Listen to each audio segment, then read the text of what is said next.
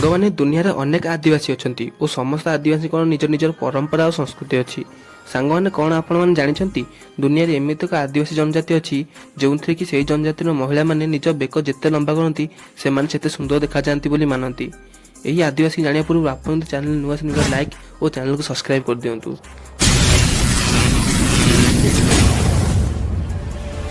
ସାଙ୍ଗମାନେ ଏହି ଆଦିବାସୀ ଜନଜାତିର ନାମ ହେଉଛି କାୟନ ଜନଜାତି। ଏମାନେ ଥାଇଲାଣ୍ଡ ଓ ମିଆଁମାର ଦେଶର ସୀମାରେ ବାସ କରନ୍ତି। ଏହି ଜନଜାତିର ମହିଳାମାନେ ନିଜ ବେକରେ ପିତ୍ତଳର ରିଙ୍ଗ ପିନ୍ଧନ୍ତି।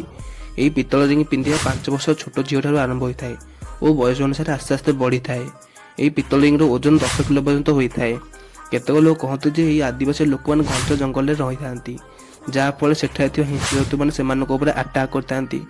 କାରଣ ହିଂସ୍ର ଜନ୍ତୁମାନେ ସବୁବେଳେ ପ୍ରଥମେ ବେକ ଉପରେ ଆକ୍ରମଣ କରିଥାନ୍ତି।